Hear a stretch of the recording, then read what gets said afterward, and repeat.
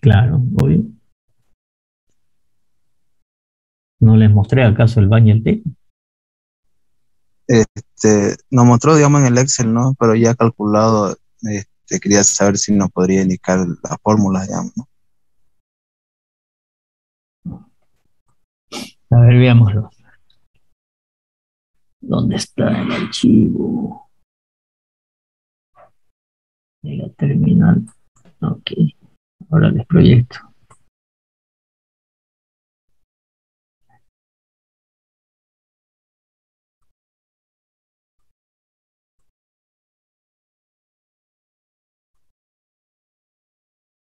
Cuando nosotros vamos a la evaluación, inversiones, territorio, ingreso, estructura financiera, resultado, flujo de caja. Cuando llegamos al flujo de caja, ¿sí?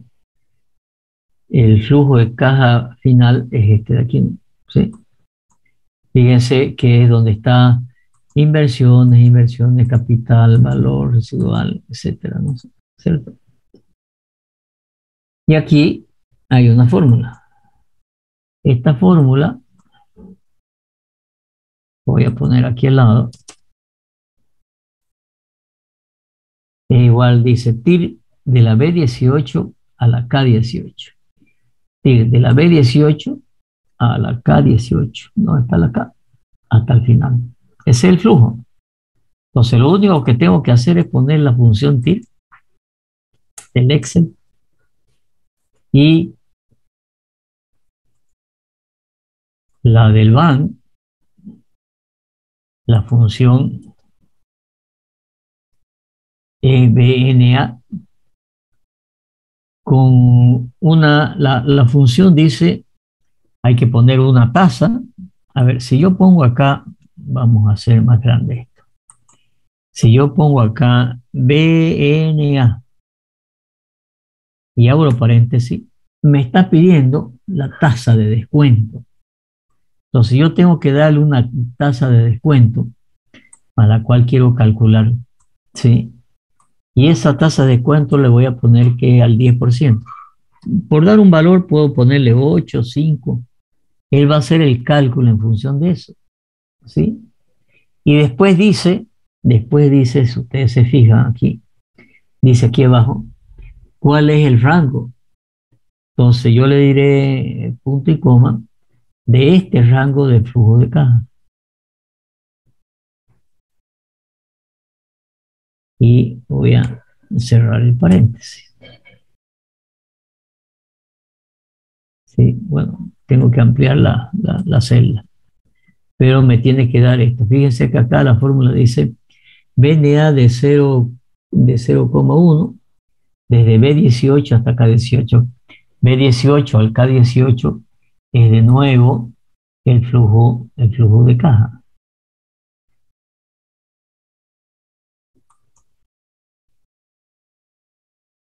A ver, den un momentito que están ingresando. Yo les voy a pedir que entren temprano, ¿eh? O sea, que entren a horario a la clase, ¿sí? Son las 10 y siguen entrando alumnos. Y yo tengo que estar aceptando alumnos y explicando la cosa. Así que va a pasar un cierto tiempo y ya no voy a admitir a nadie, digamos, porque no puedo estar distrayéndome. ¿Sí?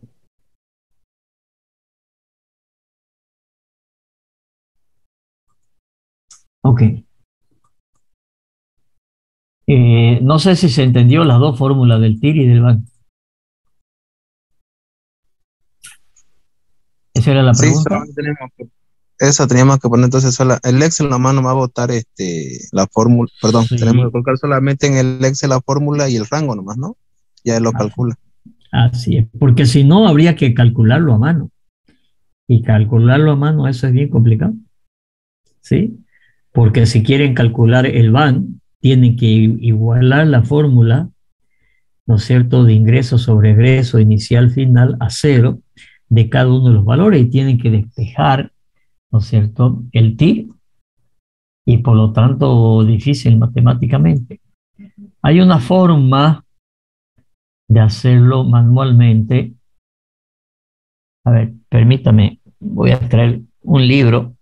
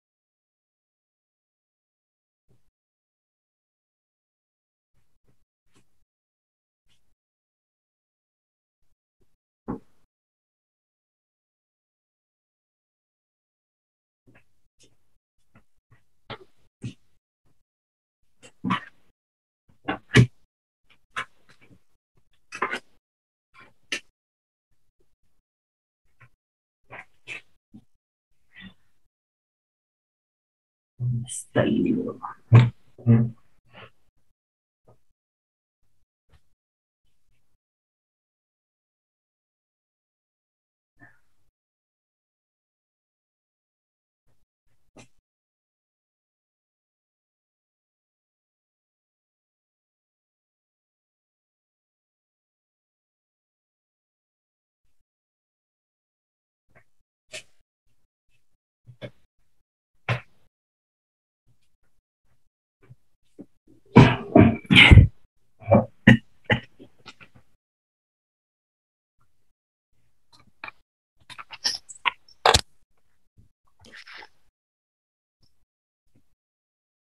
Bueno, no lo encontré el libro aquí a mano.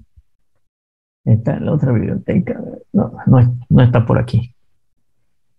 A ver, lo voy a buscar después y les voy a copiar un par de hojas de ese libro, donde ese libro muestra una forma por aproximación de encontrar esos valores sin tener que recurrir al Excel. Pero bueno, ustedes lo van a hacer con Excel, ¿no es cierto? Y no van a tener problemas. ¿Alguna otra pregunta? ¿O no lo han mirado? ¿Ah? Más preguntas sobre este tema. Van a tener que hacer un ejercicio como este.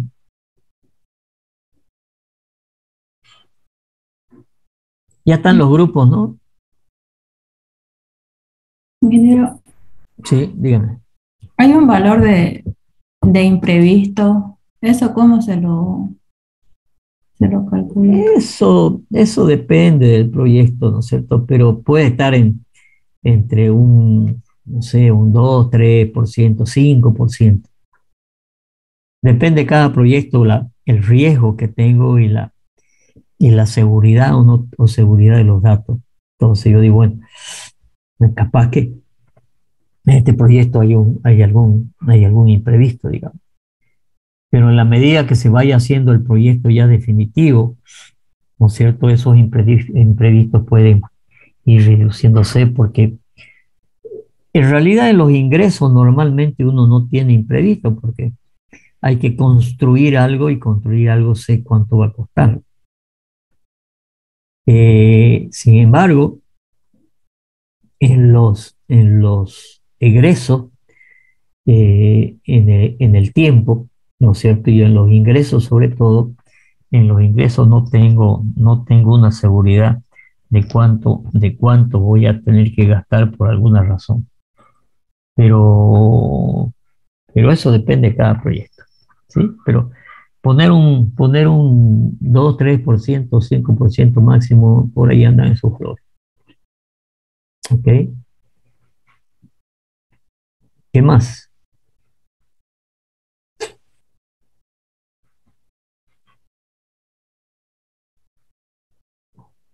¿Hay más preguntas?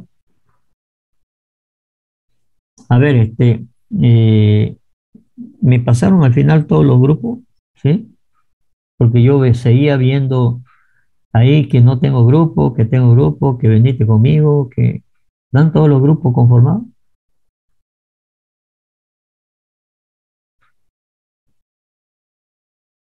Aló, Sí, Sí, sí, señor. ya hay grupo. ya están cerrados los grupos y tienen el listado de cada grupo. Ingeniero. A ver, pásemelo.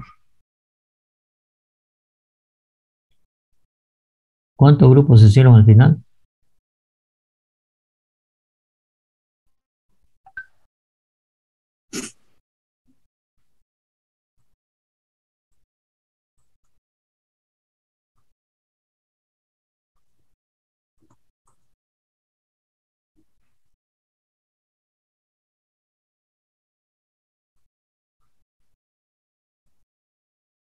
Le pasaron la lista al grupo de WhatsApp, ingeniero.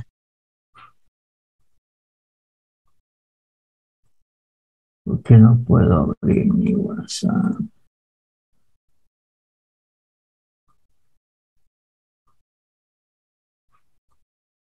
Hay 15 grupos anotados.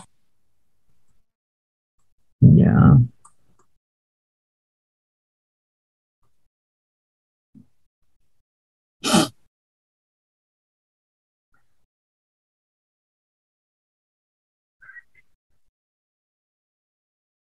¿Lo pasaron al grupo? Es ese enlace, ingeniero. Sí, Ah, el enlace. sí.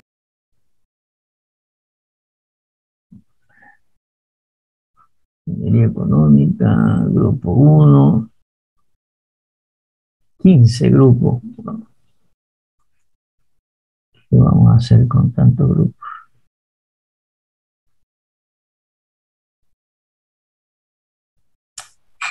Creo que solo son 14, ¿no? Falta el grupo 11, creo. Aquí dice 15, 14. ¿Y por qué hay grupos de 3 nada más? De 6. Bueno, está grupo de 11.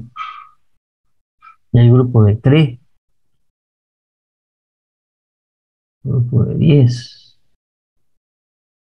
grupo de 6, 11. No hay grupo 11.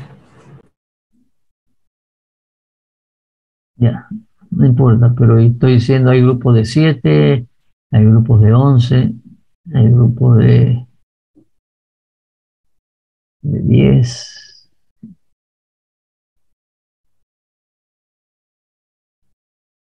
grupo de 10, grupo de 11, pero por ahí creo que he visto un grupo de 3, digamos. Aquí hay un grupo de 3 personas y aquí hay un grupo de... El grupo 5 son de 6 integrantes, ingeniero también.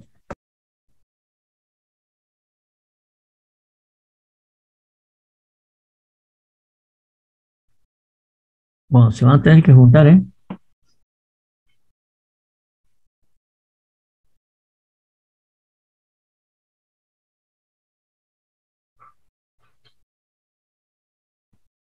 Ya lo voy a ver después con detalle. Ok,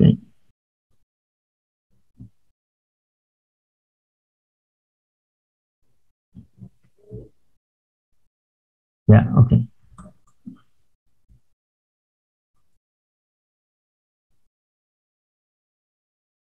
Entonces estamos después,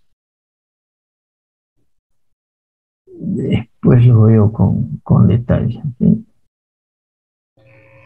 Ingeniero, ese grupo está mal. Hay algunos que ya se han salido de ese grupo de 3. Bueno, ¿qué quieren que haga yo? ¿Que adivine? Yo no puedo estar adivinando, pues, ¿no? ¿Salieron, no se salieron? Aquí hay 3 y el número 6 después, digamos. ¿Sí? Sería eliminarlo en ese grupo de 3.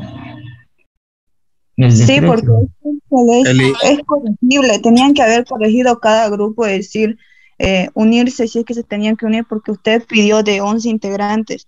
La mayoría, eliminar, de aquí a 2, 3 días, ni bien usted dijo de 11 integrantes, se juntaron y dijeron y llenaron el cupo que tenía. Las otras personas que están de 3 o menos o más, tenían que haber arreglado este Excel porque podían arreglarlo, ingeniero. Así que esas personas debieron haber movilizado en este caso, porque usted dio un tiempo. ya, pero háganlo ustedes, pues no lo voy a hacer yo. Entonces, lo arreglan los grupos, ¿ya? Esos que están de 3 o de 6, hago un grupo, pero no pueden quedar así. Ya, muy bien. Ahora vamos a,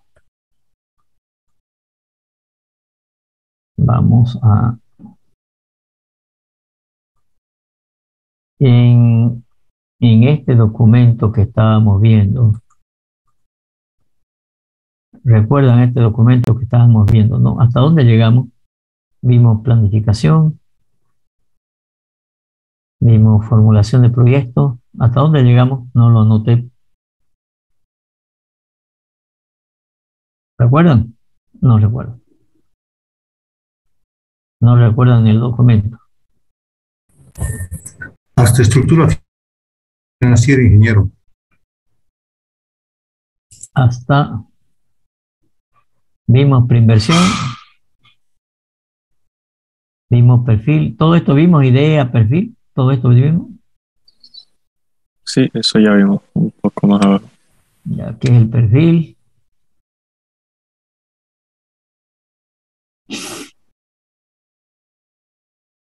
Diseño, elaboración del proyecto.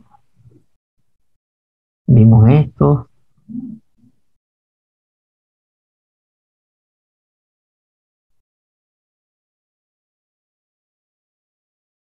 En realidad esto, a ver, esto le voy a explicar de nuevo por qué es importante tenerlo en cuenta. Cuando nosotros hablamos de hacer un estudio de demanda, que normalmente no lo hacemos nosotros, no lo hace el economista.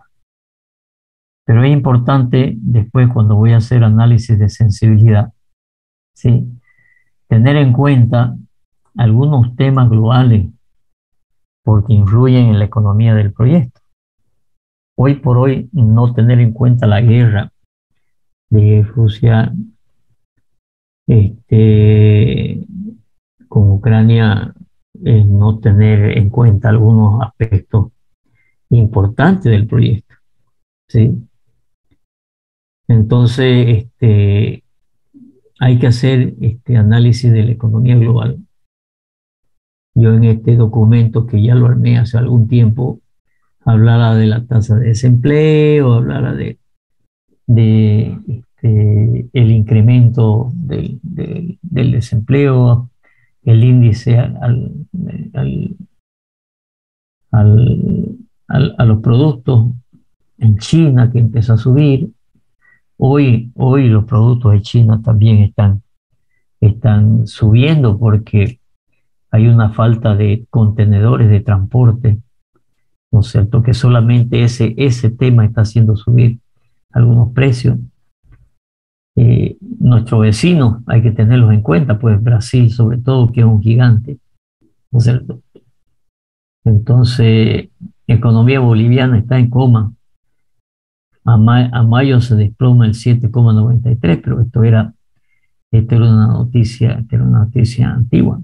Entonces, yo creo que ustedes tienen que empezar a analizar cuando hablamos de ingeniería económica, empezamos a analizar algunos temas de economía del país. Entonces, yo les voy a dar una tarea para la próxima clase, que cada uno, ¿no es cierto?, entre a internet y busque un tema de economía del país, ¿sí? Y nos las explique. Yo lo voy a llamar, algunos de ustedes lo voy a llamar para que expliquen algunos temas de economía del país. Si ustedes entran, por ejemplo, yo no sé si se irá, pero en el Deber todos los martes salía una sección económica. Por ejemplo, ¿cómo anda la industria del acero? ¿De dónde importamos acero nosotros? ¿De dónde traemos el acero? Pregunto, a ver, ustedes. Del Brasil, Ya, ¿y de dónde más? El Perú. Paraguay. en Argentina, Argentina entra muy poco. Argentina le puede entrar algo de a Tarija, digamos, de los altos hornos Zapla que hay en Jujuy y Salta, digamos. Pero el otro es Perú, ¿cierto? Entonces, ¿quiénes son los que compiten en el acero aquí? ¿Sí? Entonces, si yo tengo que hacer un análisis económico y estoy haciendo algo para vivienda, tengo que saber muy bien, ¿no es cierto?, cómo está variando el precio del acero y cómo está variando el precio del cemento o del hormigón premezclado, ¿sí? Entonces, cuánto importa. También está viniendo algún acero de Turquía y algunos que están trayendo, pero digamos que el 90 y pico% viene de Brasil, ArcelorMittal, y de Perú, ¿no es cierto?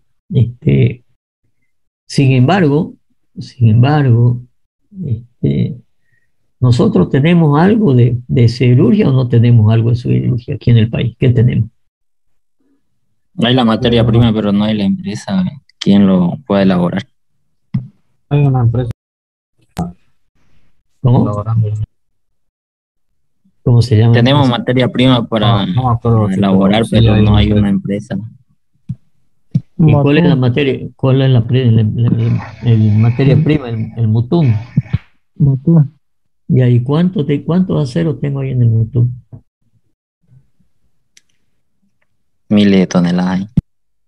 Y, ¿no es cierto? Se estiman 40.000 millones de toneladas. Fíjense un detalle interesante.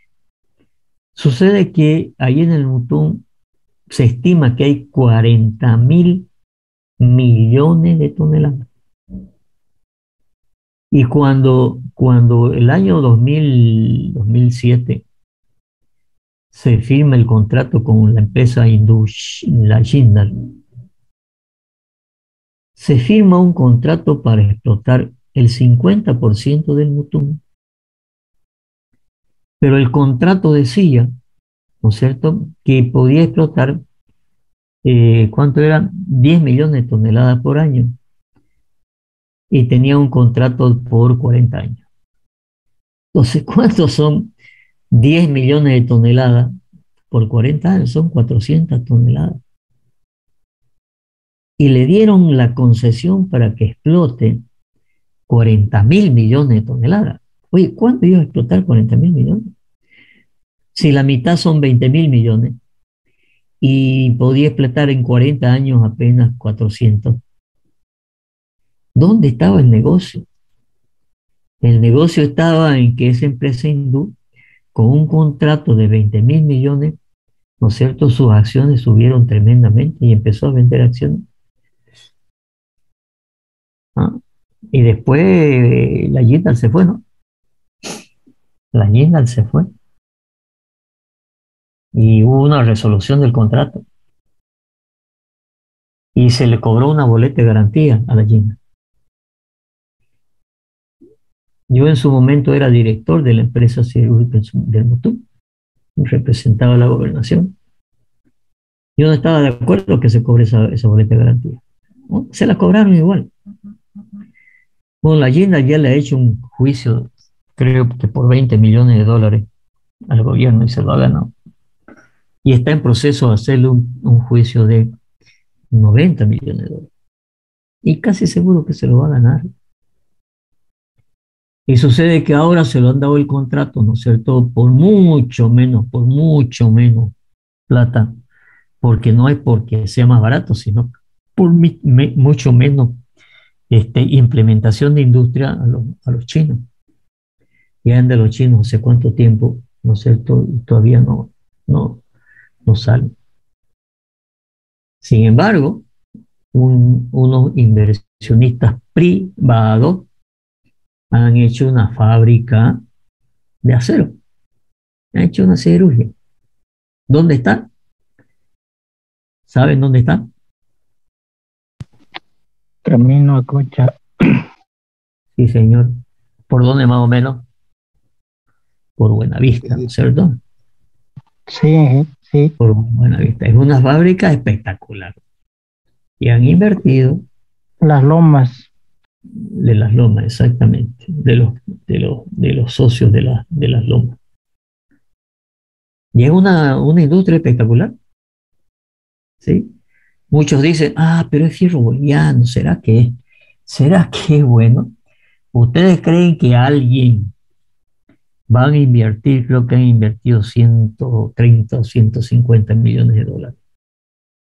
Pero además la característica que tiene es que es con maquinaria de última tecnología, ¿no es cierto? Maquinaria alemana, italiana. Y por lo tanto, es tecnología mejor, ¿no es cierto?, de las muchas cirugías que hay a la vuelta, ¿no es cierto?, que son tecnologías ya hace muchos años.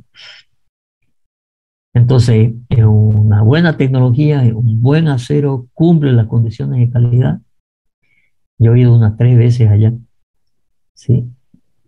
He visto todos los ensayos de laboratorios que se hacen, cómo permanentemente desde la fábrica salen cierta cantidad de acero automáticamente al laboratorio y se le hacen los ensayos de tracción, los ensayos de la rugosidad, los ensayos de densidad, o sea, todos los ensayos se los hace en forma permanente.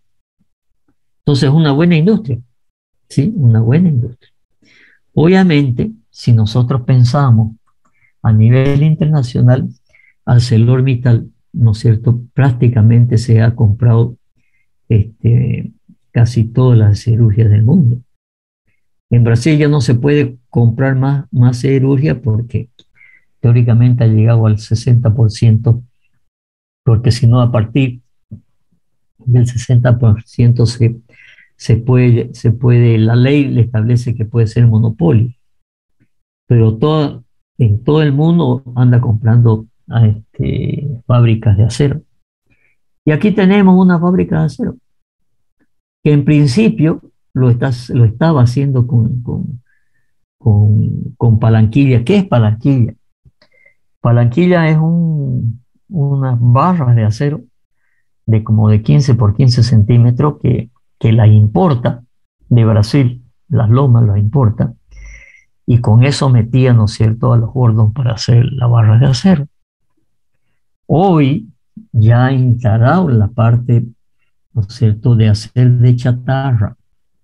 Yo he visto allá, pero cerros, por ejemplo, garrafa vieja. Entonces ya está haciendo industria del acero a partir de todo el proceso, de fundir chatarra.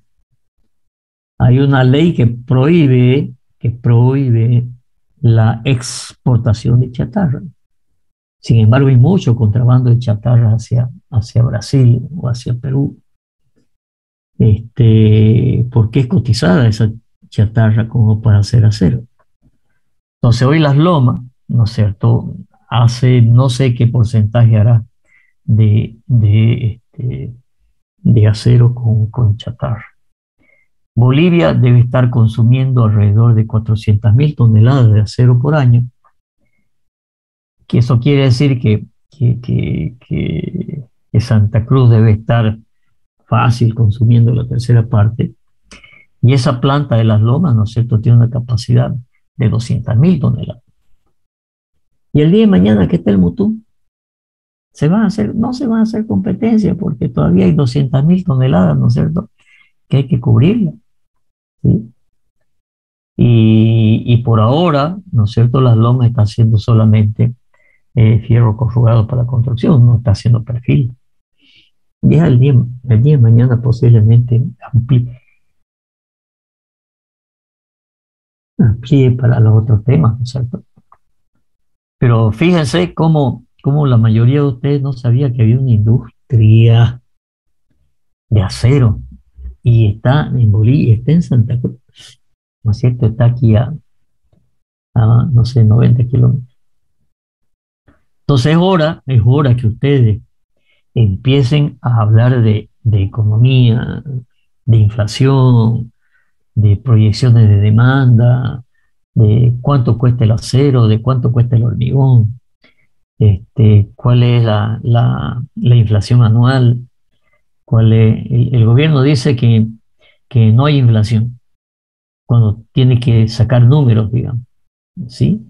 Pero cuando tiene que pagar, ¿no es cierto?, para pagar el doble aguinaldo y embromarlo a los privados, dice, ah, no, hemos crecido al tanto, ¿no es cierto? Entonces, ¿qué de verdad? ¿Dónde puedo conseguir información económica? ¿Dónde? A ver, dígame. ¿Tienen idea ustedes dónde pueden conseguir información económica? En internet. Ya, pero ¿dónde irían? Internet es el mecanismo, pero ¿qué buscarían? ¿Hay alguna institución que me dé información?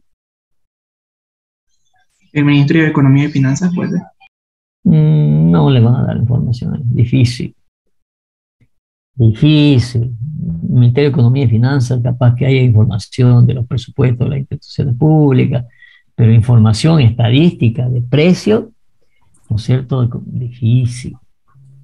La CAINCO sería, ingeniero. CAINCO y CADEX. La CADEX sobre todo, ¿no es cierto? En CADEX van a tener una buena información de a ver qué importamos y de dónde importamos y cuánto de acero importamos, ¿sí? Para tener idea. A ver, yo hice la siguiente correlación. Por alguna razón, yo llevo en la sociedad de ingenieros y la base de datos de los proyectos que se registran, de los proyectos que pasan por la sociedad de ingenieros, ¿no es cierto?, el cálculo. Y la estadística me dice que más o menos se construyen, o por lo menos pasan por la sociedad de ingenieros, proyectos por una cantidad de 1,5 millones de metros cuadrados por año. Eso es lo que pasa por la sociedad. Ahora yo pregunto, si yo sé la cantidad de metros cuadrados, ¿será que conozco cuántos metros cúbicos de hormigón significa eso? Sí. ¿Cuánto? Si yo tengo 10.000 metros cuadrados de construcción, ¿cuántos metros cúbicos de hormigón voy a consumir? ¿Ah? No tienen idea, ¿no es cierto? ¿Por qué? Porque no tienen experiencia. Yo que ando metido en las supervisiones de obra, ¿no es cierto?, hace tiempo, sí tengo una información que me dice que más o menos el 30% de aquello, o sea, si tengo 10.000 metros cuadrados, voy a tener por 0,3, voy a tener 3.000 metros cúbicos de hormigón. Más o menos voy a consumir 3.000 metros cúbicos de hormigón. ¿Y sé cuánto acero voy a consumir? De nuevo, nuevamente ustedes están mal parqueados, ¿no es cierto? Lo dije el primer día de clase. ¿Esta materia en qué semestre está? ¿En quinto? Sí, ingeniero. En quinto, debería estar en noveno, digamos, ¿sí? Donde ustedes sean más maduros y tengan mayor conocimiento de costo, de presupuesto. Eso es lo que estamos haciendo, por ejemplo. En el nuevo pensum estamos llevando a ingeniería legal, ¿no es cierto?, que muchos están haciendo también, o algunos ya la han hecho incluso, porque está en cuarto semestre. Ingeniería legal la estamos llevando a 10º semestre. o noveno en el peor de los casos, y en ingeniería económica, ¿no es cierto?, una materia antes, un semestre antes, y ingeniería de construcción un semestre antes, de tal manera que veamos todo lo que son costos, presupuestos, y después veamos ingeniería económica y después veamos, ¿no es cierto?, ingeniería legal. Pero bueno, ustedes deberían estar ya viendo hormigones y obviamente yo tendría que decirle cuántos kilos de acero entra en un metro cúbico de hormigón, más o menos 100 kilos de acero del hormigón, dentro de un metro cúbico de hormigón. Entonces yo hice un cálculo de decir, si hay 1,5 millones de metros cuadrados, ¿no es cierto?, que por lo menos pasan proyectos por la sociedad de ingenieros, porque es obligación pasarlo por la sociedad de ingenieros. ¿Sí? Quiere decir que el 30% de aquello, de 1.500.000, ¿cuánto me va a dar? Por lo menos me va a dar 400.000, 200 y pico mil, ¿no es cierto? Y de eso yo voy a sacar más o menos cuánto de acero va a haber. Y sacaba más o menos entre 30 y 40.000 toneladas. Y sucede que Santa Cruz debe estar consumiendo 200.000 toneladas. ¿Qué me dice eso? Que hay mucha construcción, ¿no es cierto?, informal. ¿Sí? Entonces ya me da un parámetro eso de la construcción informal. Y esos son parámetros que ustedes tienen que ir manejando en economía, porque el día de mañana van a hacer proyectos como los que estamos viendo, como el de la terminal, digamos. Para hacer la terminal, ustedes, vamos a hacer un galpón. ¿Y cuánto cuesta un metro cuadrado de galpón? Si no saben, van a tener que ir a preguntarle, ¿no es cierto?, a su tío, a su pariente, que es ingeniero, ¿no es cierto? En algún lado van a tener que sacar cuánto cuesta el metro cuadrado de un tinglado. Si ustedes van a tener que hacer una construcción de un edificio, ¿no es cierto?, de un edificio, tendrán que saber cuánto cuesta, ¿no es cierto?, construir un edificio. Ustedes me dirán, sí, pero hay edificios y edificios. Ya, hay edificios, pero más o menos, ¿no es cierto?, ¿cuánto cuesta el metro cuadrado de construcción?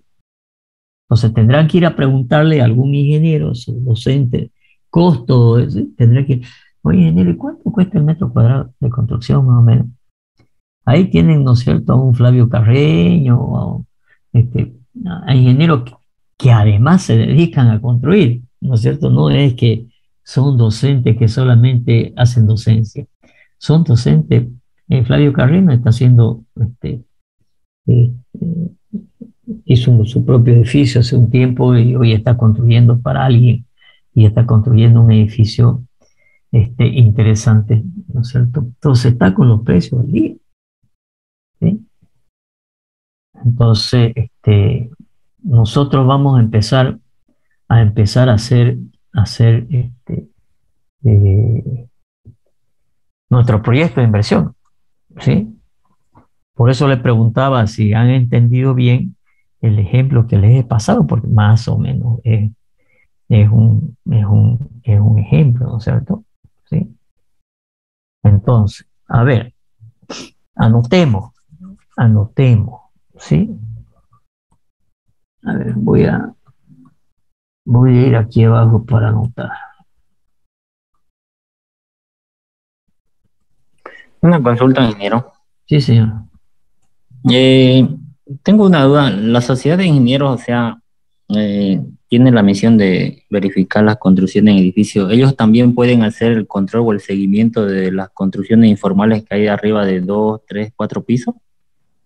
A ver.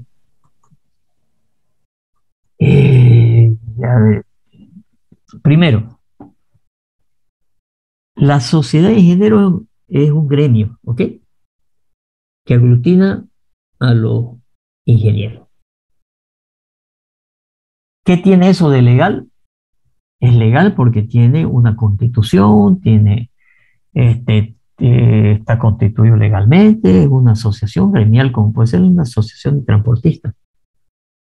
Es la asociación, ¿no es cierto? La sociedad de ingenieros es una asociación de los gremios de ingenieros. La Sociedad de Ingenieros que está cumpliendo a nivel nacional, ¿no es cierto? Este año o este mes está cumpliendo 100 años. Hace 100 años que se juntaron unos ingenieros y dijeron, bueno, los ingenieros nos vamos a reunir en gremio. Por allá, por los años 80, más o menos. O desde antes, el gobierno, ¿sí?, tenía un registro de los ingenieros. El gobierno, un registro de los ingenieros. ¿No es cierto? Y uno cuando se recibía, yo me recibí en el extranjero, tuve que habilitar mi título, donde en la Universidad Boliviana, en el CV, me lo habilita, pero después había el Consejo Nacional de Ingeniería. Y ese Consejo Nacional de Ingeniería estaba formado por un directorio en el cual, ¿no es cierto?, habían varios ministerios. O sea que el Consejo Nacional de Ingeniería, en el cual de alguna manera participaba la Sociedad de Ingenieros como gremio, pero era una entidad colegiada con preeminencia del Estado. En algún momento, ¿sí?, el Estado le dice, oye, señores Sociedad de Ingenieros, ¿por qué no llevan ustedes el registro de los ingenieros? Y a partir de ahí hay una ley, que es la ley 1449, léanla, la ley 1449, que es la ley del ejercicio profesional. Y por esa ley le dan a la Sociedad de Ingenieros que administre el Registro Nacional de Ingenieros. Entonces la Sociedad de Ingenieros ya deja de ser solamente una sociedad de amigos ingenieros, un gremio de los ingenieros, sino que por ley tiene la responsabilidad de administrar el Registro Nacional de Ingenieros. Por ejemplo, había los médicos se registraban en el colegio médico, médicos que también tienen una ley del ejercicio profesional. Creo que son 5 profesiones que tienen ley: los ingenieros, los médicos, los arquitectos, creo que los odontólogos y los auditores, creo que son los que tienen ley de ejercicio profesional. Y en esa ley le dan la atribución al gremio de hacer el control del ejercicio profesional. ¿Ok? Bueno, perfecto. Entonces sucede que esa ley del ejercicio profesional de ingeniería dice, oye, que es una ley del gobierno, ¿no? No es que la Sociedad de Ingenieros diga que, no señor, es una ley, ¿no es cierto?, que ha sido promulgada, ¿no es cierto?, y ha sido realizada en su momento en el Congreso de la República de Bolivia. Como cualquier otra ley, por lo tanto, es de obligatorio cumplimiento. Y en esa ley le dice, señores, usted, Sociedad de Ingenieros, es la que tiene que va a ser usted el control del ejercicio profesional. Se lo paso a usted, pero además le paso a usted, Sociedad de Ingenieros, el Registro Nacional de Ingenieros. Por lo tanto, además esa ley dice que para ejercer la profesión tiene que inscribirse en ese registro. Como hoy día el gobierno de don Evo Morales le quitó esa tuición a los médicos. Y a los médicos le dice, ¿usted quiere ejercer la profesión? A ver, su título académico, ok. Su título en provisión nacional, ok. Pero para ejercer la profesión tiene que inscribirse en el Ministerio de Salud.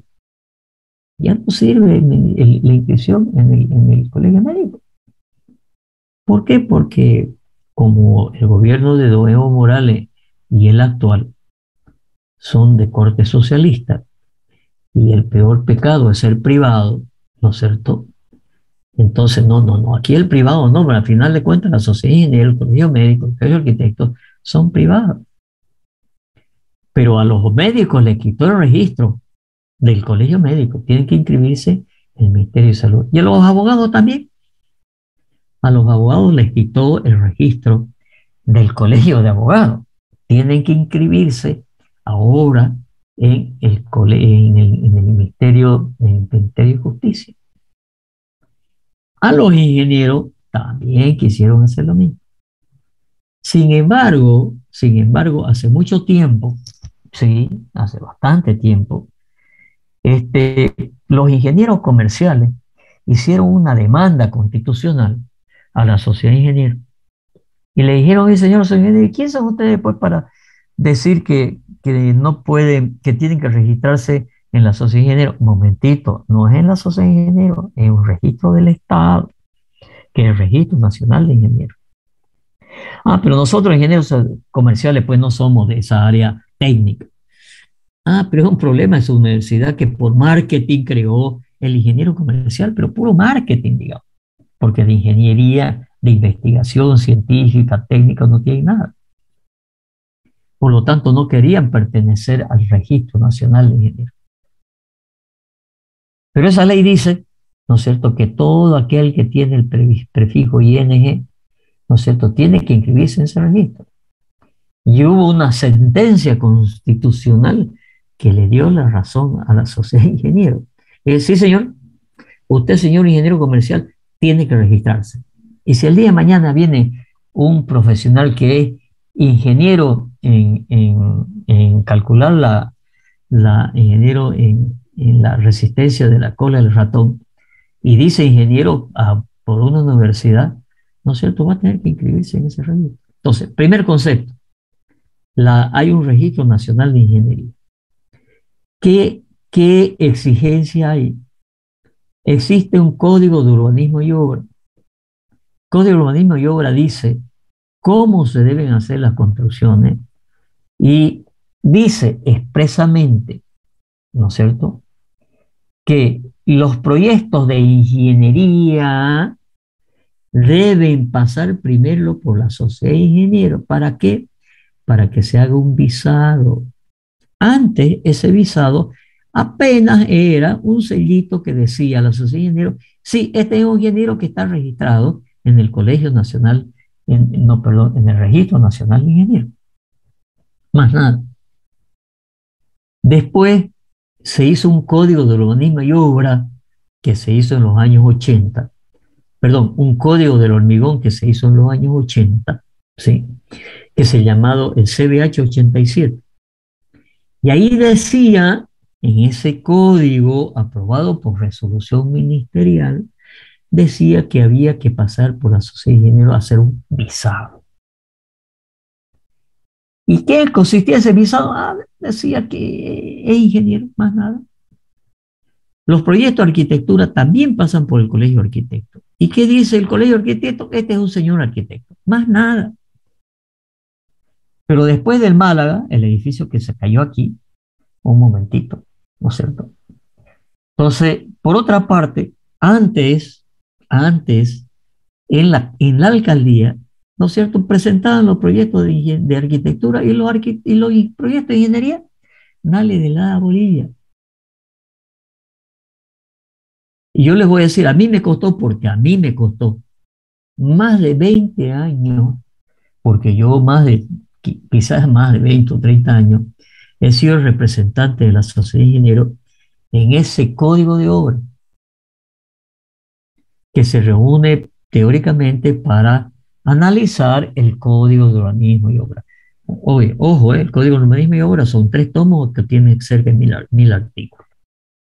Entonces ahí analizamos la ciudad, la planificación de la ciudad, los retiros, las alturas, bueno, todo lo que se refiere a la construcción de la ciudad.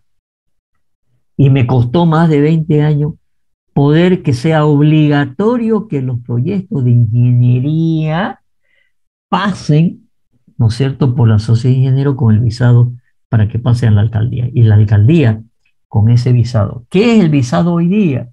El visado hoy día es el cumplimiento de la norma. ¿Cuál norma? Nadie quería cumplir las normas CBH 87, porque también hace unos 15 años hicimos una revolución ¿no es cierto? Yo era vicepresidente del Colegio de Ingenieros Civiles a nivel nacional. Hicimos una revolución de que ya no queríamos tener una norma de ascendencia europea, sino americana. ¿Por qué? Porque todos los países a la vuelta tienen su norma, ¿no es cierto?, deducida de la norma americana. ¿Okay? Excepto Brasil, que tiene su propia norma. Por eso y otras razones más propusimos la modificación de la norma. Hicimos la modificación de la norma, la sometimos a todo el país con INORCA, que es el Instituto Boliviano de Normalización. Pero hubo un grupo de ingenieros de La Paz que se opusieron y hablaron hasta con el presidente para que no se instaure esa nueva norma. Sin embargo, nosotros en Santa Cruz, ¿no es cierto?, lo pusimos obligatorio esa nueva norma en el Código de Urbanismo y Obra. Entonces, contestando su pregunta, la sociedad de ingenieros no puede ir a una obra a controlar la calidad. Esa es obligación de la alcaldía. La alcaldía, el Código de Urbanismo y Obra dice que la alcaldía tiene que ir por lo menos, mínimo 3 veces a una obra. Cuando empieza, para darle la orden de poder construir, al medio y al final para darle la orden que se llama de avístese. Ok, acá está el proyecto, usted construyó con respecto al proyecto, ¿no es cierto? Ahora yo le doy, ¿no es cierto? Ok, puede ya habitar. Pero sabemos que las construcciones, ¿no es cierto?, son ilegales. Muchas construcciones. ¿Qué estamos haciendo? Yo he presentado un proyecto la semana pasada en la Sociedad de Ingenieros, que nosotros como Sociedad de Ingenieros, por lo menos, nos vamos a recorrer la ciudad y vamos a decir, esta obra no tiene cartel de obra, porque el Código de Urbanismo y Obra dice que es obligatorio tener un cartel de obra. Y ustedes vayan a la obra, hay un cartel, no sé si el 1% tiene el cartel de obra. Y obviamente ese cartel de obra dice quién construye, quién supervisa, qué ingeniero calculó, qué ingeniero hizo el cálculo estructural, el hidráulico, el sanitario, etcétera. Y el Código de Urbanismo y Obra exige que exista una supervisión, exige que exista un director de obra. Entonces, por ahí vamos a atacar el tema, ¿no es cierto? Y el día de mañana, no sé, podemos entrar un poquito más a ver, ¿no es cierto?, que se cumpla lo que dice el Código de Obra, de que adentro de la obra esté el director de obra, esté el supervisor, esté el fiscal, estén los ensayos de laboratorio, eso dice el Código de Obra. Y la alcaldía no tiene la más mínima capacidad para controlar eso. Mínima. Y muchas veces ha llegado la alcaldía, ¿no es cierto?, más a extorsionar a una empresa constructora, decir, no, usted no tiene esto, ¿no es cierto?, le vamos, ¿no es cierto?, a cancelar la obra, le vamos a poder, ¿no es cierto?, prohibido seguir construyendo, clausurada. No sé si responde a su pregunta. Ingeniero, respecto a lo que mencionaba de los permisos y todo, creo que sí, la parte de lo que es la administración, de lo que es la fiscalización, de que las alcaldías hagan el control de ello, lo que más reina dentro de ello es la corrupción. No hace mucho, un amigo que estaba construyendo, justamente se hizo todos los trámites, no tenía los permisos correspondientes, pero la irresponsabilidad de él no fue poner el cartel, la parte de afuera. Entonces llega el fiscal o los que supervisan la parte de ello, le dijeron que le iban a clausurar y todo, y le pidieron directamente $5,000 para no clausurarle la construcción. Entonces, como yo soy un poco del área de ello, me llamó y fuimos, ¿no? Y directamente fue así, que dinero prácticamente pidieron de entrada para no hacer ningún tema legal ni esas cosas. Sí, y se tuvo que llevar, ¿no?, todos los planos aprobados, el cálculo estructural aprobado, el proyecto sanitario, eléctrico, estaba todo en norma. Lo que no se hizo fue poner el letrero prácticamente. Sí, señor, tiene toda la razón, y no es el primero que lo dice. Por eso digo, no tiene la más mínima capacidad y muchas veces lo que llegan es extorsionar, ¿sí? Pero si nosotros recorremos la ciudad y leemos el Código de Urbanismo y Obra, el Código de Urbanismo y Obra dice que es obligación del municipio hacer el control de la construcción. Nosotros hemos planteado hace años, y yo hice un proyecto pero hace años, que el control de la construcción lo haga una entidad sin fines de lucro, formado por la Sociedad de Ingenieros, el Colegio de Arquitectos y la Cámara de la Construcción. Siempre nos dice, sí, qué excelente idea, buenísima la idea, sí, claro, ¿no es cierto? Pero cuando llega el momento, ¿no es cierto?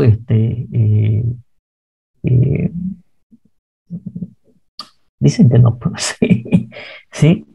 Esa comisión permanente del Código de Urbanismo y Obra, tuvimos una reunión en noviembre, diciembre, no nos llamaron más. Y en esa comisión permanente establecida por ley, dice que está formada por la dirección de proyecto, por un representante de la parte jurídica de la alcaldía, un representante de la parte económica de la alcaldía, un representante de la parte administrativa de la alcaldía, pero además un representante de la Sociedad de Ingenieros, un representante del Colegio de Arquitectos y un representante de la Cámara de la Construcción. O sea que los gremios estamos representados ahí, ¿sí? Y somos los que de alguna manera tratamos de cuidar, ¿no es cierto?, que no se hagan cosas complicadas. Pero el Código de Urbanismo y Obra, creo que tenemos unos 100 artículos hace más de 2 años que están ahí para modificarse. Y no se modifican porque no convocan a reunión. Y después de convocar a reunión a nosotros, ¿no es cierto?, tiene que ir al Consejo Municipal. Y ustedes saben lo que es el Consejo Municipal. No se pelea técnicamente, sino políticamente. ¿Cómo le puedo hacer daño al otro, ¿no es cierto?, y oponerme a lo que haga el uno, el oficialismo, a la oposición al oficialismo? Y por lo tanto, ¿cuánto tardamos en hacer el último Código de Urbanismo y Obra? 7 años. 7 años discutiendo. Después, ¿no es cierto? Bueno, tardaríamos unos 4 o 5 años después. Un señor X, funcionario de alto rango, la alcaldía se lo guardó 1 año en su escritorio del Código de Urbanismo y Obra. ¿Por qué? Por interés. Se lo guardó 1 año. ¿Sí? Y lo aprobamos en el 2014, hicimos una modificación en el 2015, pero hay que hacer un montón de modificaciones porque la ciudad crece y hay que hacer modificaciones en el Código de Urbanismo y Obra. Y muchas veces esas modificaciones son de índole económica. Hay muchos intereses económicos atrás de lo que es. Porque, a ver, si el código dice que las calles que tienen hasta 9 metros solamente puedo construir 4 pisos. Y si viene el Código de Urbanismo y Obra y dice, oye, te vamos a dar permiso ahora para calles de 9 metros, te va a dar permiso que construya, ¿no es cierto?, 10 pisos. ¿Ustedes saben lo que significa eso económicamente? Es un montón de plata que algunos inversionistas presionen al municipio para que en calles de angostas, ¿no es cierto?, se pueda construir, qué sé yo, hasta 20 pisos. Y son presiones económicas demasiado grandes. O decir que haya menos parqueo, pues, ¿no es cierto? O decir, ¿no es cierto?, que las habitaciones puedan ser mínimas de 2,5 por 2,5 cuando hoy es de 3 por 3 sin tener en cuenta el placar. O que el placillo mínimo debe ser de tanto. ¿Qué quiere decir eso? Que el inversionista va a gastar menos plata, ¿no es cierto?, y va a redituar mejor. ¿No es cierto? Entonces, el Código de Obra regula altura, retiro, superficie, índice de ocupación. Oye, si yo tengo 1,000 metros cuadrados, no voy a poder en alguna zona construir más de 4 veces 4,000 metros cuadrados. Y tengo que tener retiro. Y por lo tanto, si yo tengo 10,000 metros cuadrados, por 4 podré construir 40,000 metros cuadrados. Ya quisiera un inversionista poder construir 60,000 metros cuadrados. ¿Cuánto le va a rendir? Le va a rendir mucho más. Entonces, hay muchos temas atrás de la normativa de ese código que tienen unos intereses tremendos. Y cuando va al Consejo Municipal, obviamente los que tienen intereses están por ahí atrás, ¿no es cierto?, disfrazados de las juntas vecinales o de qué, pero hay intereses económicos. En la última versión de aprobación del código ya se habían hecho unos edificios fuera de norma, que con esa aprobación del nuevo código, ¿no es cierto?, entraron en norma. ¿Y por qué el municipio no demuele?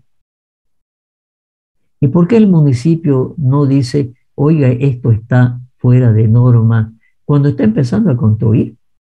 A ver, ese monumento que está frente al zoológico está fuera de norma. Hay dos edificios igual aquí por la Irala, ingeniero, igual así fuera de norma que está. Pero claro, pues, ¿no es cierto?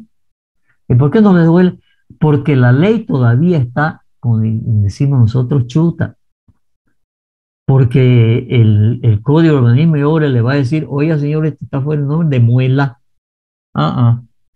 Y los abogados ya la han encontrado como, bueno, no puede demolerme. Y si me demuele, ya va. Como hay un juicio que sigue hasta ahora, donde en la época, al principio de don Percy Fernández, vino, ¿no es cierto? Y el secretario de Obras Públicas, no de Obras Públicas, de Planificación, que está a cargo del código, demolieron como 40 casas. Ahí siguen en juicio los funcionarios que hicieron la instrucción de demoler.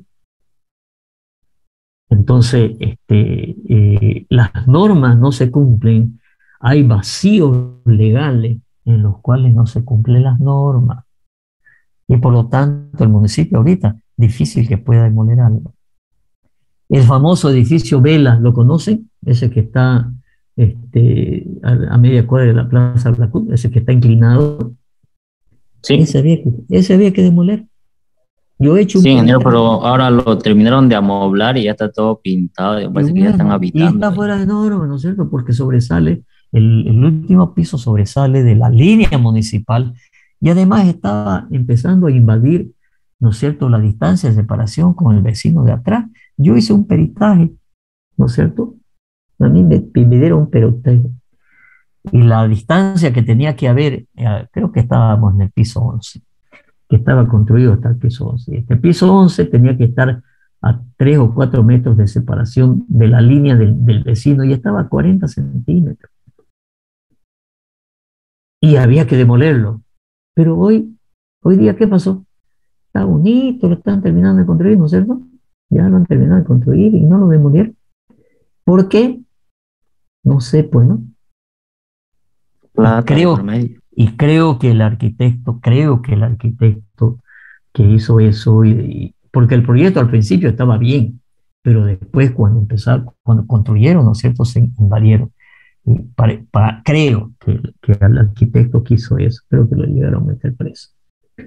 Pero fíjense cómo es el tema. Entonces, fíjense que ustedes van a hacer un proyecto económico financiero de un edificio.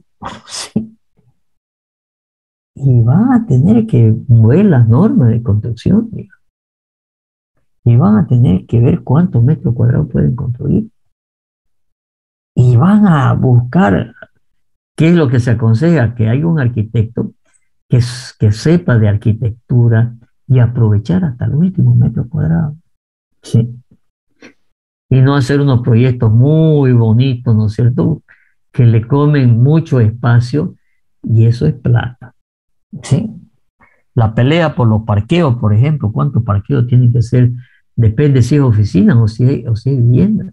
Entonces había edificios, ¿no es cierto?, que lo han disfrazado de oficina para que haya menos parqueo y después lo han hecho departamento. Bueno, hay de todo. Hay de todo. ¿Sí? Pero ustedes tienen que empezar a manejar aquello. Entonces yo les pido como tarea que para la próxima clase cada uno de ustedes, ¿no es cierto?, me traiga un comentario de un tema económico, ¿no es cierto?, del país, de la ciudad, de Santa Cruz, del municipio, de lo que ustedes quieran. y nos expliquen, ¿no es cierto?, temas económicos. ¿De acuerdo? ¿Entendieron? Ingeniero. De acuerdo, ingeniero. Bueno. Ok, sigamos.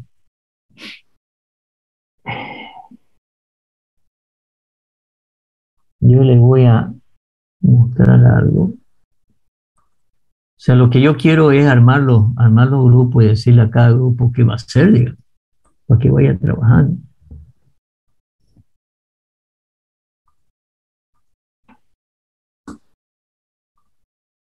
Evaluación. Voy a dar un curso de evaluación económica financiera para proyectos inmobiliarios, ¿sí? Y quiero mostrarles cómo más o menos planteé el tema. No sé si acá tengo la última versión.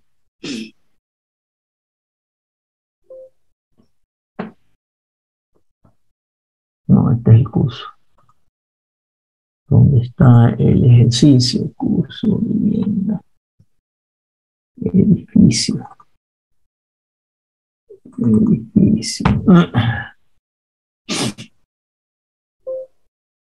A ver.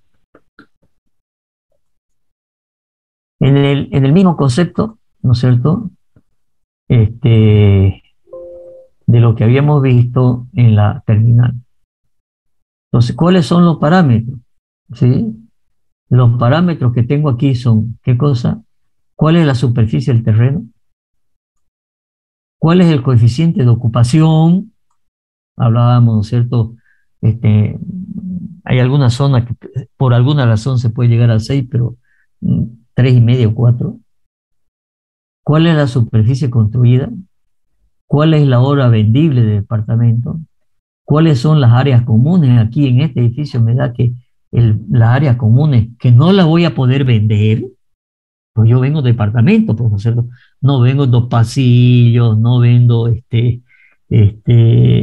escalera, ¿no es cierto? Yo vendo un departamento de tantos metros cuadrados. Obviamente en mi precio tiene que estar lo que yo gasté en hacer pasillos, piscina, clubhouse o lo que sea, ¿no es cierto? ¿Cuáles son los datos económicos? El precio del terreno, el precio de la construcción, el costo total. Bueno, esto ya es multiplicación, pero ¿cómo planteé el tema de los terrenos, de la superficie? ¿Sí?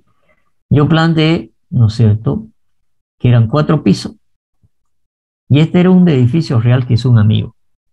Le dije, oye, dame tus datos. ¿Sí? Y que había departamentos de 1 dormitorio, de 2 dormitorios y de 3 dormitorios. Y planteé que en el 4º piso había 3 departamentos de 38 metros cuadrados, 3 departamentos de 65 metros cuadrados y un departamento que era el más grande de 101 metros cuadrados. Que en el 3er piso había 3 de 38 metros cuadrados, 4 de 65 y 1 de 101. Y en los otros pisos, 2. Entonces, yo tengo que empezar a jugar con esto, ¿sí? Entonces, yo tengo un total.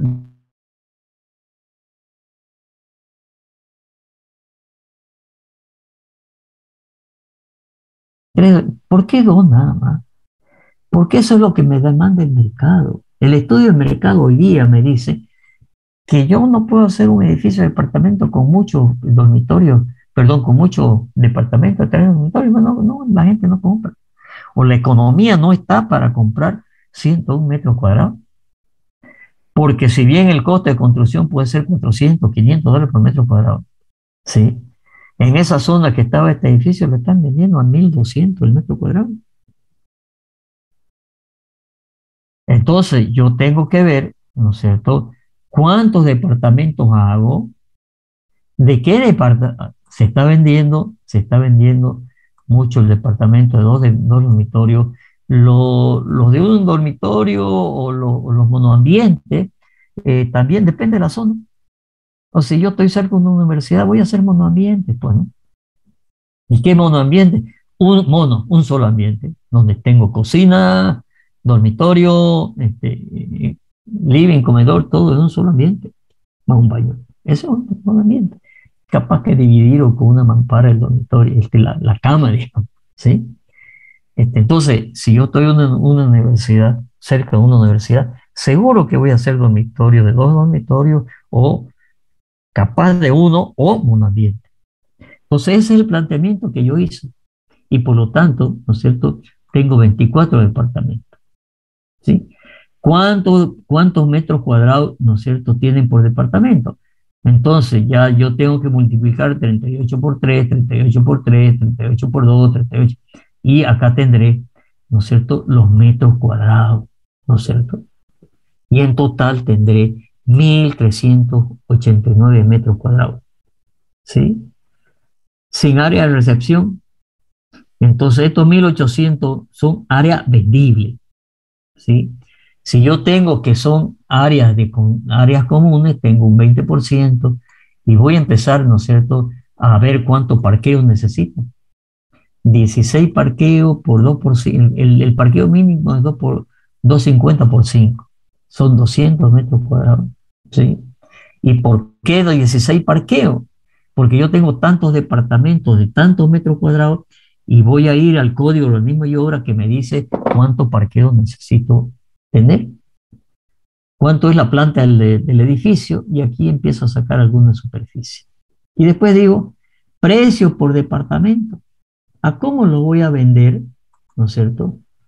Y estos son unos datos que yo voy a decir, voy a vender a tanto, que multiplicado por la superficie me va a dar un cierto valor.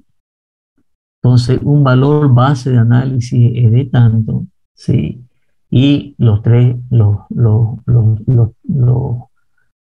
tipos de departamento. Y después tengo que decir cómo los voy a vender. Y aquí viene la futurología, ¿no es cierto? Que yo digo, bueno, yo quiero este proyecto terminarlo en 5 años, pues, ¿no es cierto?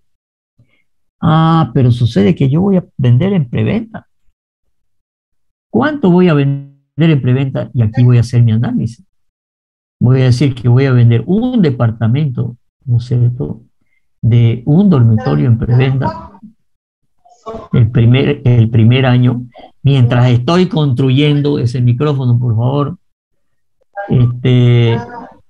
Después voy a decir que en el tercer año, ya cuando terminé, ¿no es cierto?, alguien me compra en preventa. Y después, ¿cuáles son las proyecciones de las ventas? Entonces, yo solamente he considerado aquí que en preventa, mientras construyo, voy a vender 2 departamentos y más nada, ¿sí? Y después voy a decir cuáles son mis proyecciones de venta.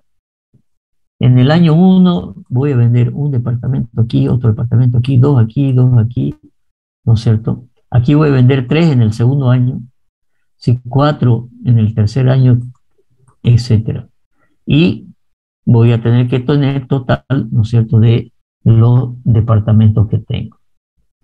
Pero ahora tengo que conjuncionarlo esto con las ventas para saber cuáles son mis ingresos, ¿no es cierto?, en el futuro. Entonces, los ingresos por venta. Los ingresos por venta, ¿no es cierto?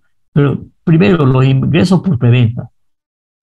Ah, pero sucede que cuando es por preventa, yo tengo que disminuir el precio, porque así nomás es, ¿no es cierto? Yo consigo más barato. Ah, ya, le voy a poner que me tienen que dar una cuota de ¿cuánto? Del 10%. Ya. Entonces, 10% sobre el costo de los departamentos, ¿no es cierto?, me va a dar un cierto valor. Y aquí veo, ¿no es cierto?, los porcentajes de preventa. ¿Qué es lo que estoy haciendo? A esta proyección de preventa le estoy poniendo plata, ¿sí? Después, ingresos por venta. A esta proyección que yo he dicho que voy a tratar de vender estos departamentos con esta proyección, ¿sí? Y por lo tanto, ¿no es cierto?, voy a tener los ingresos por venta. Pero después, cuando termine de construir, ¿no es cierto?, yo tengo que decirle a los que le di por preventa, ¿no es cierto?, oye, el saldo del departamento por preventa, ¿no es cierto?, que le di a 2 años, ahora páguenmelo, pues, ¿no es cierto? Y aquí tengo los ingresos. Por lo tanto, ya tengo el flujo de los ingresos, Y después, ¿qué tengo que tener? Lo mismo que vimos, ¿no es cierto? Tenemos que tener cuánto me cuesta el terreno, cuánto me cuesta la construcción, maquinaria, equipo, más o menos lo mismo para hacer la empresa, ¿sí? Inversiones en maquinaria, inversiones en maquinaria y equipo, ¿sí? De la empresa inmobiliaria, no de la empresa constructora. Yo voy a pagar a una empresa constructora, ¿cierto? Igual las inversiones diferidas que vimos en la terminal, ¿no es cierto? Las depreciaciones, los egresos proyectados, estos son los egresos proyectados del flujo de caja que yo he establecido, los ingresos proyectados de mis gastos en la preventa, la venta, ¿sí? ¿Cuánto me va a ingresar por año? Ahora, si quiero hacerlo por mes, bueno, extenderé pues esto a 5 años por 12 meses, a 60 meses, y haré el proyecto a 60 meses. ¿Por qué? Porque tengo que ir al detalle, ya lo haré por mes. Los egresos proyectados, las depreciaciones, igual que la terminal, ¿no es cierto? La estructura financiera, aquí estoy poniendo plata de mi bolsillo, el 44%, y le voy a decir al banco que me preste el 55%. Acá está la deuda, como cuánto le tengo que pedir de deuda al banco. Esto es los resultados. Y esta es ya la evaluación. Y acá tengo, ¿no es cierto?, la TIR y el banco. ¿Ok? ¿Estamos? Es prácticamente lo mismo. ¿Sí? Lo que hay que ver es toda esta parte, ¿no es cierto?, de cómo voy a armar yo, ¿no es cierto?, mi proyecto. Ya yo tengo un terreno de tanto, puedo construir tantos metros cuadrados, y de esos metros cuadrados que tengo que construir, bueno, decidiré, ¿no es cierto?, en cada piso, departamentos de cuántos metros cuadrados hay. ¿Y eso qué es? Estudio de la demanda. Me decía mi amigo, ¿no es cierto?, que hizo este edificio, que es un edificio de 4 pisos en realidad, ¿sí? Pero que estaba diseñando otro demanda. Dice, no hay que construir más de 12 pisos. ¿Por qué? Porque 13 pisos la gente ya no compra, porque ya hay mucho viento, porque ya hay mucha altura. Oye, le digo, no, en serio, me dice. Yo he hecho estudios de mercado, me dice, la gente no quiere vivir más de 12, 13 pisos. ¿Ve? ¿Han ido a algún edificio de 13 pisos, de 15 pisos, de 20 pisos? ¿Han visto lo que una mala ventana colocada va a silbar, ¿no es cierto? No lo va a dejar dormir. Sí. Entonces, tenemos viento fuerte pues acá en Santa Cruz, ¿no es cierto? Sí. Entonces, y después el tema del precio de venta, obviamente depende de dónde esté, pues, ¿no? Si son oficinas, porque podríamos hacer esto en vez de departamento, hacer oficinas. Son oficinas, en Equipetrol se está vendiendo hasta $2.500 el metro cuadrado. Si son departamentos en Equipetrol, deben estar por ahí también en $2.000 por metro cuadrado. Pero si estoy en la Alemana, si estoy en la Beni, ahí los departamentos están en 1.100, $1.200 por metro cuadrado, precio de venta. ¿Sí? Y yo tendré que considerar el precio es decir, los costos, lo que a mí me cuesta, y meterlo en estos formularios para hacer un análisis entre ingreso y egreso, y hacerle flujo y sacar el PIB y ver si es rentable o no es rentable. ¿Se entiende? Señor, una consulta, ingeniero. ¿Ya está definido, digamos, por zona, cuánto más o menos está costando el precio por metro cuadrado en compras para terrenos sin construir y luego una vez construido? Bueno, ¿eso es estudio de mercado? ¿Eso es estudio de mercado?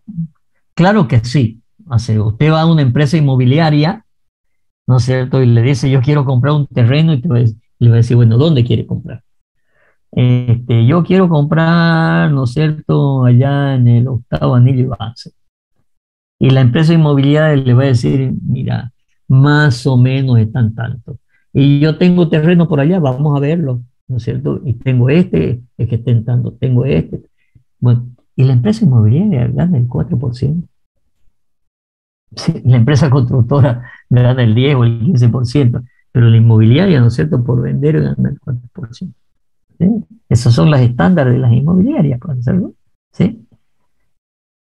Entonces, no es que esté definido por alguien y que diga la alcaldía, por ejemplo, diga, aquí cuesta tanto y hay que pagar, no sé, es el mercado. El mercado es oferta y demanda, ¿sí? Y la oferta y demanda es lo que yo voy a decir cuánto está. Entonces, los que se dedican a comprar y vender saben que en esta zona cuesta tanto, aquí esta zona cuesta tanto, aquí los departamentos están en más o menos en tanto. Y eso lo sabe una empresa inmobiliaria, ¿sí? Yo tengo un hijo que se dedica a eso, tiene una empresa inmobiliaria, ¿cierto? Tiene una de las licencias de Century, ¿sí? Y bueno, se dedica a eso. Y él sabe, ¿sí? Y él sabe eso. Y te va a una inmobiliaria y dice, quiero un departamento. ¿Dónde quieren? Quiero más o menos, bueno, ¿cuánta plata tiene? Y tengo, mire, $100,000. Ya, le va a alcanzar eso para un departamento de tantos metros cuadrados en tal zona. ¿En qué zona quiere? Yo quiero Equipetrol. Ah, no, pues con esa plata, no sé, esto va a comprar capaz que un monoambiente en Equipetrol, pues no. Sí, porque oferta y demanda. Oferta y demanda. ¿Ok? ¿Se entiende? Sí, Sí, ingeniero. Ok. Pregunta. Sí, sí. Adelante. Cuando uno solicita en te dicen que te evalúe su catastral y no comercial, ¿cómo es?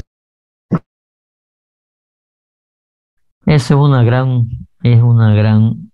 discusión, digamos. Sí.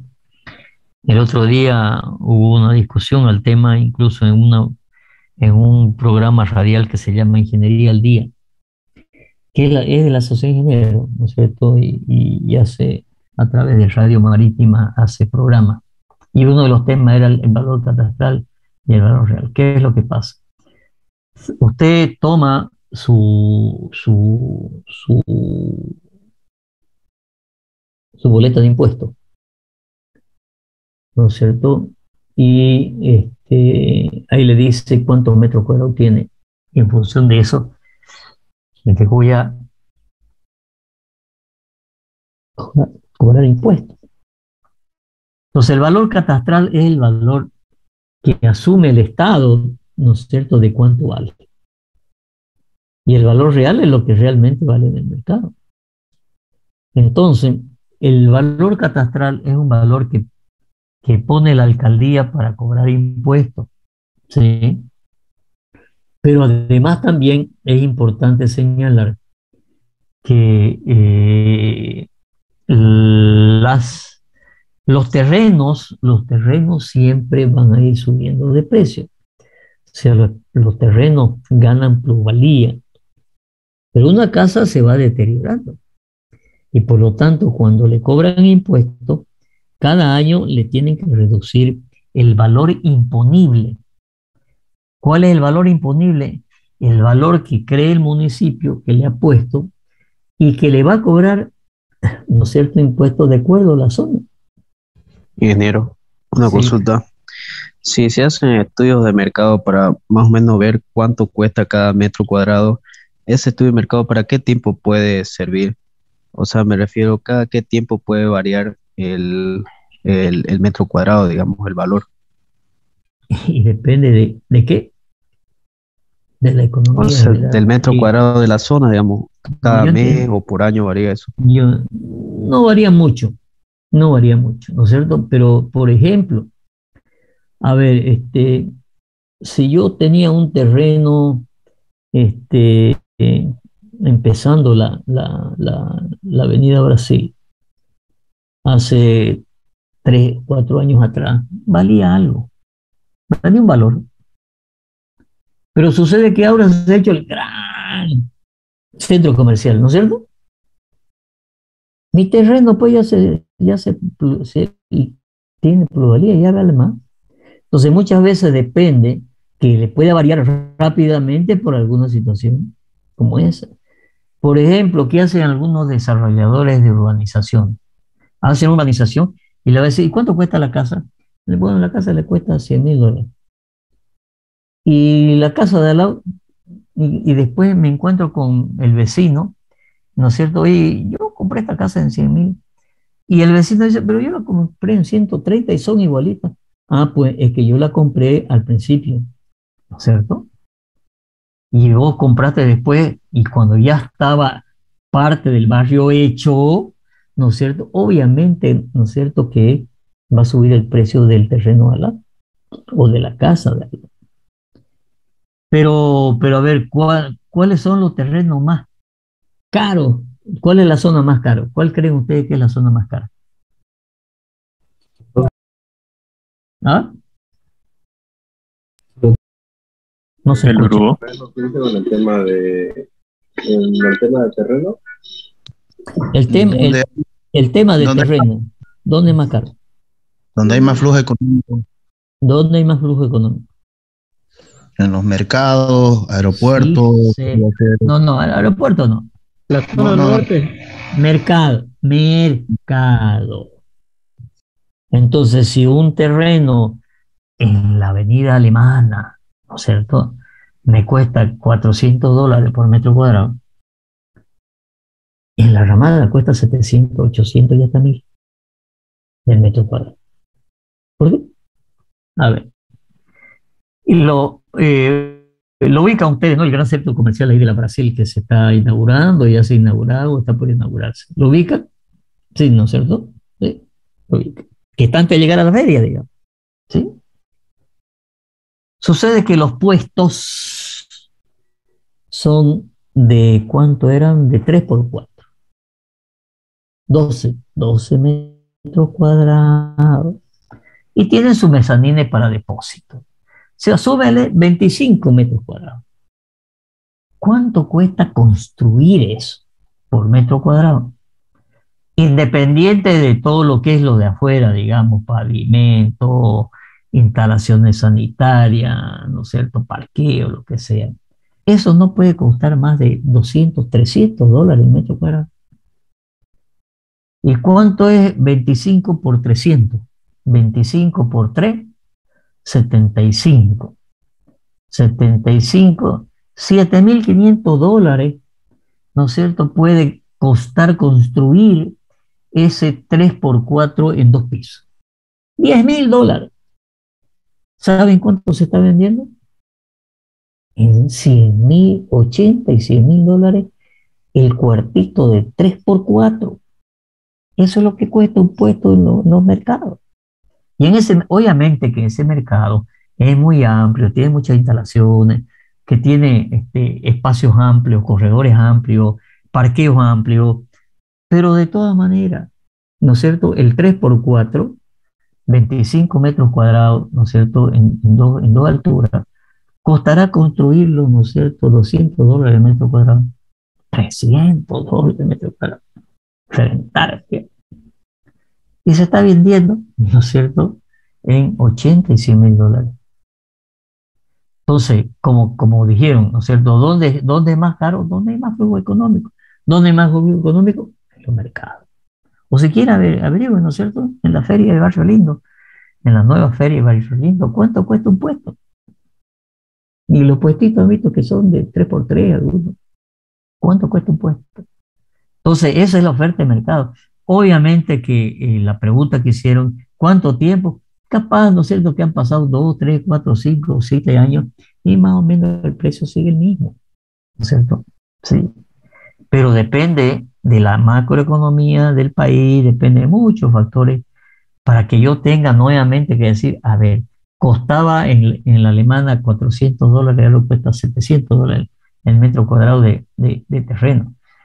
Si yo quiero hacer un edificio y tengo un terreno en la alemana, tendré que considerar esos nuevos precios porque ya se han modificado. ¿Por qué? Porque se está construyendo mucho, ¿no es cierto? Ustedes se fijan cuál es la vocación de la Beni. Hay departamentos. Yo tenía una oficina ahí, al final de la Beni, cuarto anillo. Tenía una oficina en un edificio, ¿no es cierto? Que la tuve que cerrar por la pandemia. Eran departamentos. No había mucha demanda. ¿Por qué? ¿Qué es la Beni entre tercer anillo y cuarto anillo? Comida, ¿no es cierto? Sí, restaurante, comida, postre, churrasquería, de todo tipo. Esa es su vocación. Yo hoy no necesito un edificio, pues, ¿no es cierto? Y capaz que un alquiler ahí de un cuartito sobre la avenida que vende comida y que tiene, no sé, era una casita de 80 metros cuadrados, pagan un alquiler muchísimo más caro que un departamento que está sobre la misma avenida. Estudio de mercado, oferta y demanda. Entonces, ¿quiénes tienen esa información? Obviamente las inmobiliarias que están vendiendo y comprando todos los días saben en qué lugar, ¿no es cierto? O la otra, ¿no es cierto? Tener información de dónde se van a hacer unos centros comerciales. No sé si ustedes llegaron a ver en algún momento la propaganda que hacía Pollos Kiki, ¿no es cierto? Ahí frente al Ventura. ¿Qué decía la propaganda de Pollos Kiki? Qué bien, Ventura, ¿no es cierto? Que te viniste a esta zona, ¿no es cierto? Como diciendo, oye, te has venido al lado de Pollos Kiki, ¿no es cierto? Son muchos tipazos, ¿no es cierto? Sarcásticamente, ¿no? Entonces, pero obviamente hoy una venta de pollo cerca del Ventura, donde la gente va al Ventura y también rebasa gente que va a comer en los lugares de aledaños a la Ventura, ¿cierto? Porque en Santa Cruz además no tenemos dónde ir, diversiones, ¿no es cierto? ¿A dónde va la gente? ¿A dónde va la gente? Fin de semana, ¿a dónde va? ¿No es cierto? La Brisa está llena, el Ventura está llena, ¿no? Lugares donde divertirse no hay. No hay, pues, ¿no es cierto? A ver dónde los llevo a mi hijo un fin de semana. No hay lugares de esparcimiento. Pero obviamente hay Ventura. Entonces, como el Ventura, ¿no es cierto? Hay cine, pero como además, ¿no es cierto? Hoy ya no necesitan espacio para divertirse los chicos, ¿no es cierto? Apenas necesitan, ¿no es cierto? 10 centímetros cuadrados del celular para divertirse. Pero bueno, ese es otro tema. ¿Más preguntas?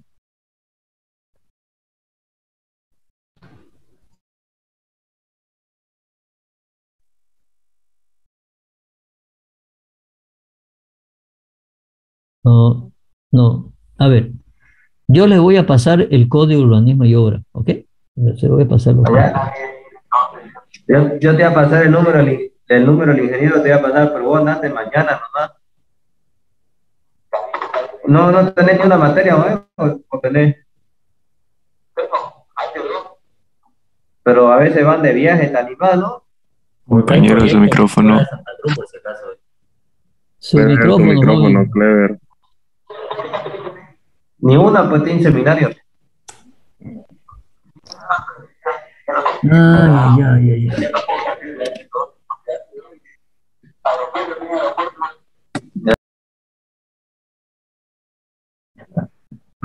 Próxima lo saco y no lo dejo entrar más.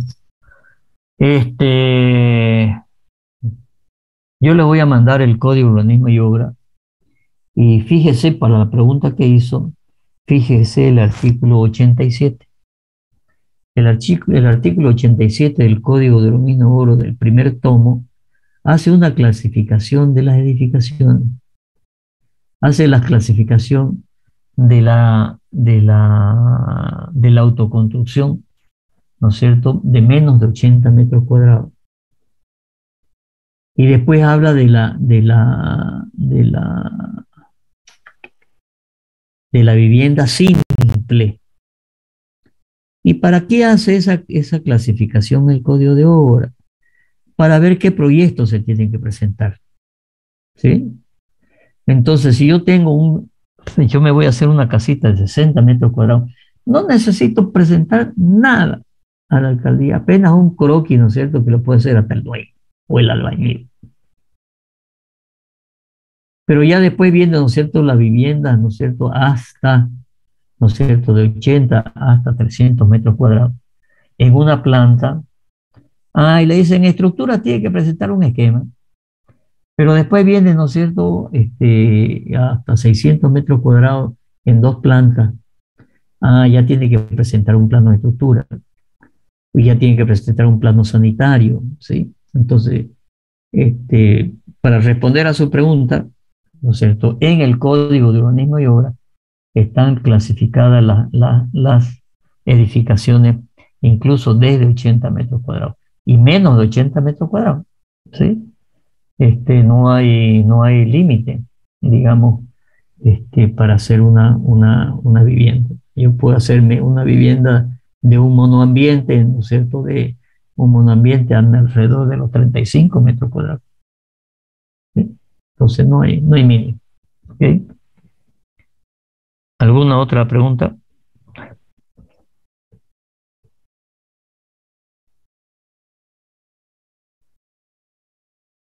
Bueno, le voy a pasar el código de mi obra.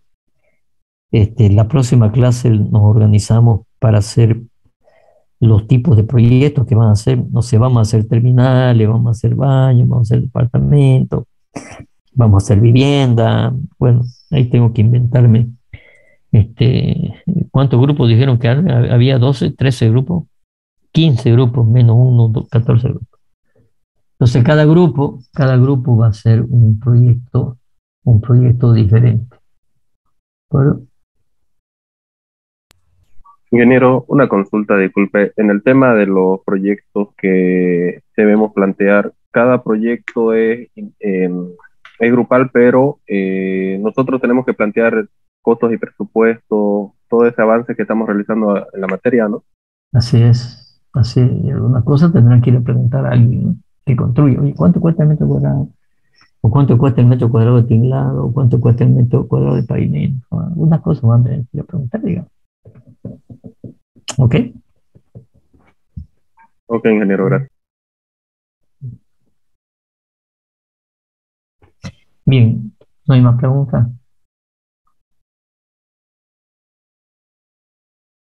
Por favor, vean nuevamente el tema de la terminal. La mayoría no lo ha visto.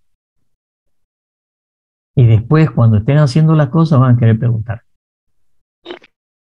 Otra consulta, ingeniero. Los proyectos, nosotros somos los que realizamos la investigación respectiva, ¿no?, de qué es lo que vamos a ejecutar, ya sea un departamento, ya sea departamentos, mercado, X proyectos, ¿no?, o aunque sea carretera. Sí, sí. Nosotros somos los que encargamos de... ok, gracias. ¿Sí? Yo les voy a dar la idea, digamos, hagamos esto, hagamos esto, hagamos esto, hagamos esto, hagamos esto. ¿Sí? Ya ustedes sacan los costos, van a hacer la proyección. Y en algunas cosas que no consigan información, pues plantéenla la información como algo más o menos lo más real posible, digamos. Total, el tema es que hagan el ejercicio de evaluación. Y después les voy a enseñar a hacer, ¿no es cierto?, optimización económica. ¿De acuerdo? ¿Cómo se hace la optimización? Ok. Si no hay más nada, nos vamos hasta la próxima clase. Hasta luego. Hasta luego, ingeniero. Hasta luego, ingeniero.